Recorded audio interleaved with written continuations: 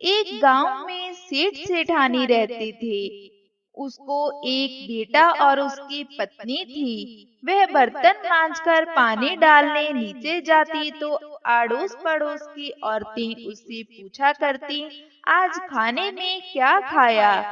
तो वह कहती, बासी कूसी तरवासी। एक दिन जब वह बर्तन मांजकर पानी फेंकने गई तो रोजाना की तरह औरतों ने पूछा कि आज क्या खाया? तो फिर उसने यही जवाब दिया, बासी कूसी तरवासी।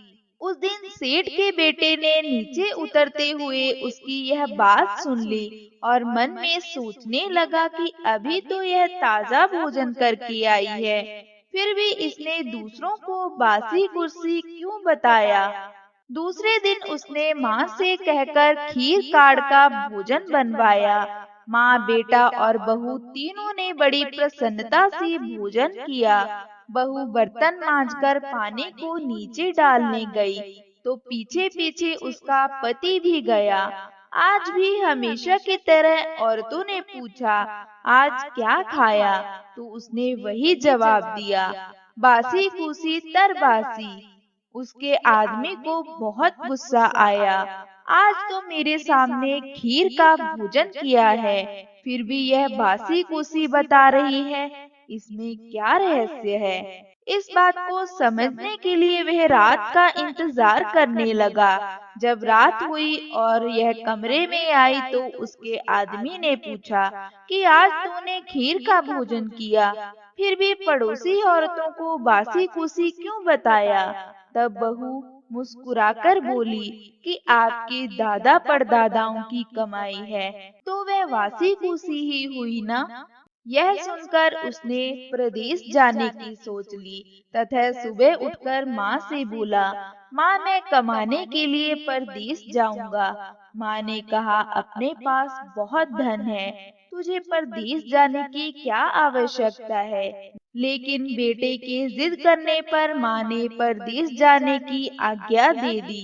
वह कमाने के लिए परदेश चला गया। वहाँ उसे एक सेठ के यहाँ नौकरी मिल गई।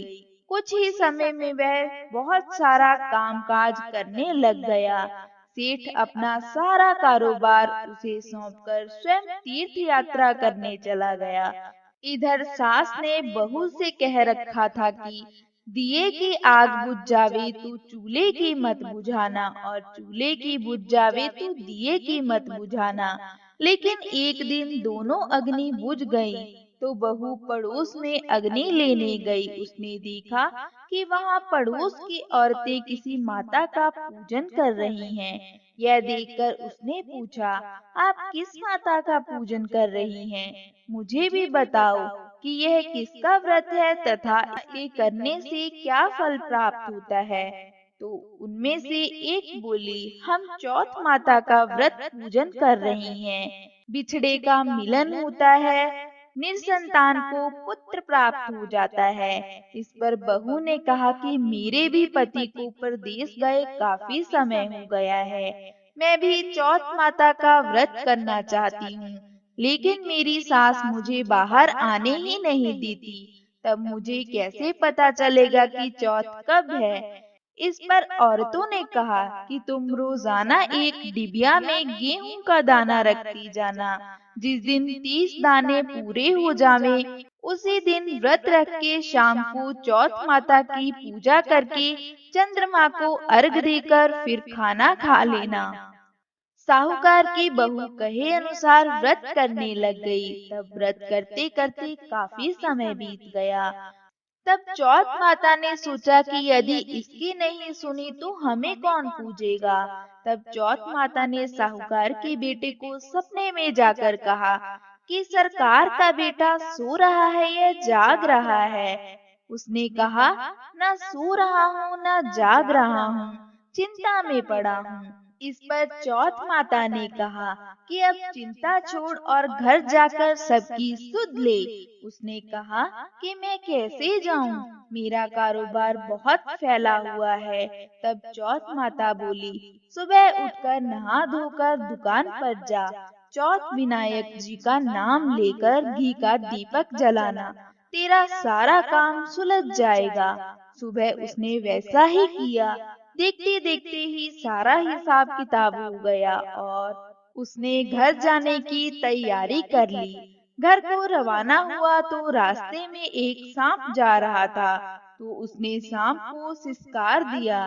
सांप ने गुस्से में आकर कहा कि मैं तो अपनी 100 साल की उम्र पूरी करके मुक्ति पाने जा रहा था, तूने बाधा डाल दी, अब मैं तुझे डसूंगा। इस पर साहूकार के बेटे ने कहा कि मैं 12 साल बाद अपनी माँ व पत्नी से मिलने जा रहा हूँ, उनसे मिलने के बाद मुझे डस लेना। तब सांप बोला कि तू घर जाकर पलंग पर सो जाएगा। तब उसने कहा कि मैं अपनी औरत की चोटी नीचे लटका दूंगा, उस पर चढ़कर आ जाना। घर पहुंचा तो वह उदास था। बेटा कुछ बोला नहीं, लेकिन उसकी औरत होशियार थी। सब बात पता करके उसने कमरे की एक सीढ़ी पर दूध, दूसरी पर चूरमा, बालू, रेत, इत्र, फूल आदि 7 सीढ़ियों में 7 वस्तुएं रख दी। आधी रात को फुंकारता हुआ सांप आया और सभी वस्तुओं का आनंद लेकर खुश हुआ, लेकिन वचनों से बंधा हुआ था, सो डसना तो था ही। चौथ विंदायक जी ने सोचा कि इसकी रक्षा नहीं की तो कलयुग में हमें कौन पूजेगा। चौथ माता तलवार बनी, विंदायक जी ढाल बने और जैसे ही सांप डसने लगा तो उसे मार दिया। साहूकार के बेटे को नींद नहीं आ रही थी। सांप के मरते ही उसने अपनी पत्नी को उठाया और चौपड़ पासे खेलने लगा। सुबह देर तक बेटा बहू नहीं उठे तो माँ ने कहा, बेटा तो थका हुआ होगा, पर बहू क्यों नहीं उठी? जाकर देखा तो खून ही खून हो रहा था।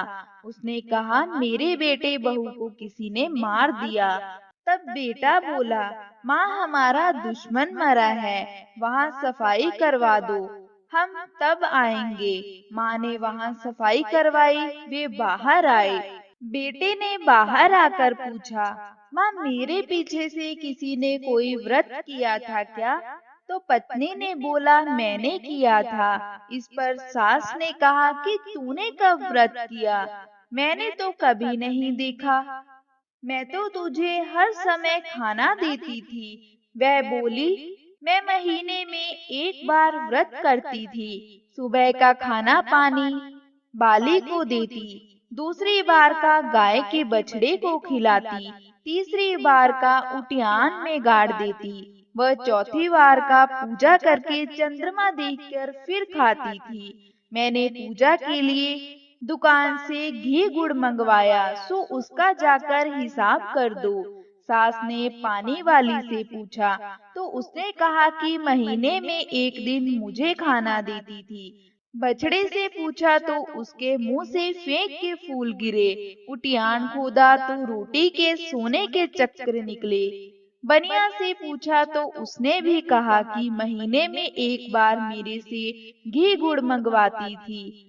फिर बहू ने कहा कि मुझे अब वैशाख की चौथ का उद्यापन करना है। सास बहू ने चौथ माता का व्रत व उद्यापन धूमधाम से किया और आराम से जीवन बिताया।